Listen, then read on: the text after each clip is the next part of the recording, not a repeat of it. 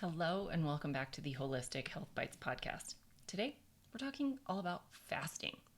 We're going to talk about what it is, what it's not, bust some myths, and discuss some benefits and risks. Who should not fast, and who could benefit from fasting. All of the things. Let's dive in. I'd love to hear from you on this topic as well. Have you ever tried intermittent fasting or time-restricted eating? Have you intentionally fasted for longer than a day, outside of when you're sick and you just don't want to eat? Send me a message on Facebook or Instagram, or shoot me an email and let me know what your experience has been. So what is fasting? For those who are new to the concept or may have heard that it's dangerous, let's clear up the definition. Fasting is not the same as starvation. Fasting is the voluntary abstinence from food. This can be done for health, spirituality, religion, or many other reasons, and has been done throughout history for a variety of reasons. Fasting can be started and stopped at any time, again, because it's voluntary. Starvation, on the other hand, is the involuntary absence of food in the diet. This is not intentional or desired. I love the distinction by Dr. Jason Fung. The difference between fasting and starvation is akin to running for recreation versus running away from a tiger. They're completely different. Fasting can be done for a few hours to several days. In fact, all of us have some level of fasting daily. Unless you're attached to an IV or some outside source pumping food into you, or you're eating 24 hours a day, because we usually aren't eating during sleep. So we're in a fasted state while sleeping. Some of us extend that fasted state for several hours beyond sleep. For simplicity's sake, think of your fast beginning when you finish the last bite of food in a day, or the last calories you take in. The fast continues until you take in calories the next day.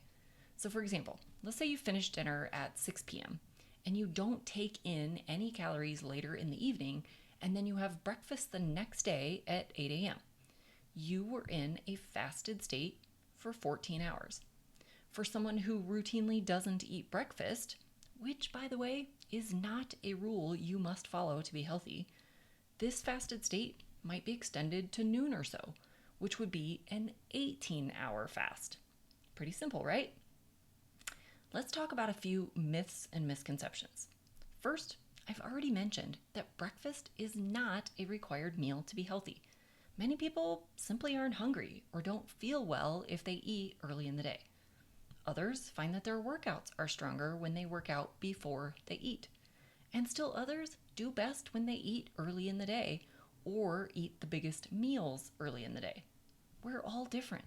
There are no rules around when you must eat your meals or even how many meals you should eat. What your unique schedule looks like is determined by your lifestyle, activity level, genetics, preferences, social life, medications, and many other factors that are unique to you. Second, you've likely been told to eat smaller, more frequent meals throughout the day. For the vast majority of people, this practice isn't serving you. It's being propagated by the food industry, funneled through medical and dietitian schools to increase the snack market.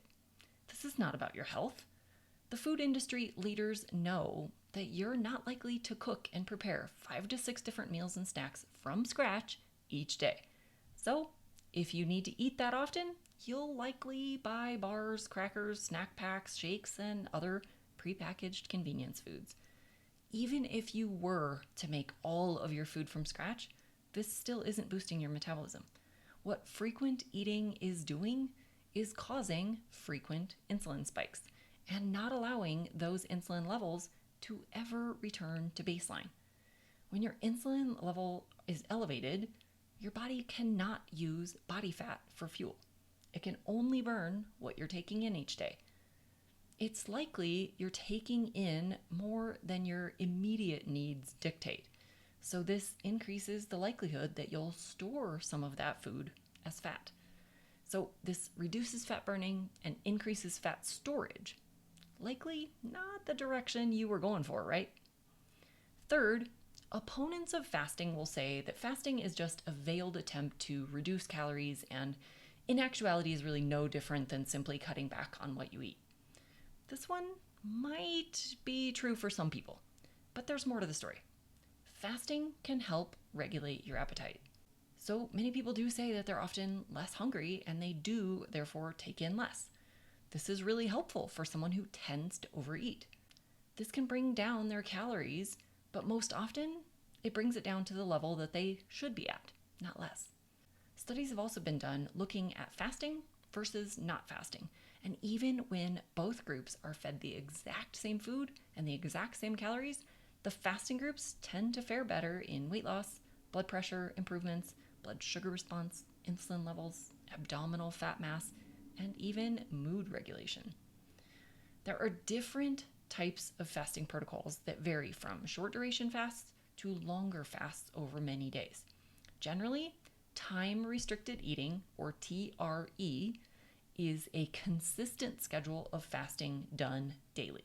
This is often described as a ratio between the number of hours fasted and the number of hours during which all food is consumed. So 16-8 or 18-6, etc. This would include the schedule we discussed earlier where someone skips breakfast and is therefore in a fasted state for 18 hours from 6 p.m. one day through noon the next day. This would be an example of 18-6. Now, this is just an example. The exact hours aren't the point. It's the length that determines this. Intermittent fasting, or IF, by contrast, is intermittent. This would usually describe an eating pattern that is not the same every day, but rather has some longer fasting periods or entire days that are fasted throughout a given week. This could include schedules like a 5-2, where food is consumed on a normal 3-meal-a-day schedule for 5 days of the week, and then 2 days of the week are entirely fasted. This could also be an alternating schedule, where maybe you have lunch and dinner one day, followed by the next day you only have one meal that could be either lunch or dinner. So each day is different rather than the same routine every day. Extended fasting would include fasting longer than 24 hours. This could be 48 hours, 72 hours, or even up to 5 days. Generally, it's not recommended for most people to go longer than 72 hours without medical supervision. I recommend you work with someone trained in fasting for your first fast longer than 24 hours. Preferably, really, when you start any fasting regimen, just to make sure that you're implementing it correctly, safely, and with the right goals in mind. So what are the benefits and risks associated with fasting? Let's talk about the benefits first, and there are many. Some highlights are fasting has been shown to boost mental clarity, concentration, creativity, overall brain function, improves weight and body fat loss, regulates appetite, reduces blood sugar levels to a healthier range, improves insulin sensitivity, lowers insulin levels, increases energy and interest in being active, improves fat burning for energy and fat loss, lowers levels of cholesterol in the blood, restores leptin sensitivity, and decreases inflammation. The body also uses this time when fasted to repair damaged and worn out cell membranes, tissues, and organelles. This is also a great time for your body to detoxify, kill off underlying infections, and boost your overall immune system. Fasting is also easy and can be implemented relatively simply by most people. And it's free. This not only doesn't cost you anything, but it can end up saving you money by not needing all of those snacks. What about risks and who shouldn't fast? When done properly, fasting has very little risk. The risks come in when it's not done properly. Generally, this comes from fasting too long, fasting while taking certain medications, fasting with certain medical conditions, fasting while pregnant or breastfeeding, fasting while malnourished or underweight, or fasting through signs that it's time to break the fast. Now, I would never advise anyone to jump into a multi-day fast right off the bat. I also wouldn't recommend starting any extended fasting while consuming poor food choices. It's best to clean up your diet first and then slowly increase the fasting window. Fasting and nearly every dietary strategy should not be taken on while pregnant or breastfeeding. unless you're being advised by a medical doctor for a specific medical reason. This is both for the sake of the mother and the baby. These are times to help the baby grow, enjoy it, and focus on that priority. Certain medications must be taken with food or need to be monitored and adjusted as your health changes. This includes medications for blood pressure, thyroid, blood sugar, mental health, and many more. Be sure to discuss fasting with your prescribing physician to ensure rapid changes can be made if necessary. Fasting does require that your body has adequate stored fuel available when food is not coming in. So if you're currently malnourished or underweight with very low body fat, you should not fast, as you will only be able to burn lean tissue for fuel. Losing lean tissue comes at a serious detriment to your health. And lastly, you should never white knuckle your way through a fast. If at any point you don't feel well, get shaky, dizzy, tired, weak, it's time to break the fast with food. Slowly, start with some protein and healthy fats. You can always fast another day. Don't push it. Fasting is an incredible healing tactic when applied correctly that can provide great benefit for conditions like diabetes, autoimmune conditions, hypertension, mental health disorders, low energy or fatigue, some kinds of cancers, insulin resistance, hormone imbalances, those who are overweight or obese, frequent illnesses, inflammatory conditions, and so many others. Please use caution to ensure that you're applying these methods correctly and safely.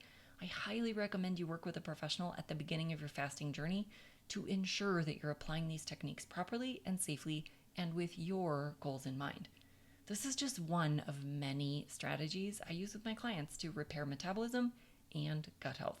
If you'd like to learn more about fasting or other holistic health strategies, schedule a free call with me to get your questions answered. I'll leave a link in the description. Until the next, be well and vibrant.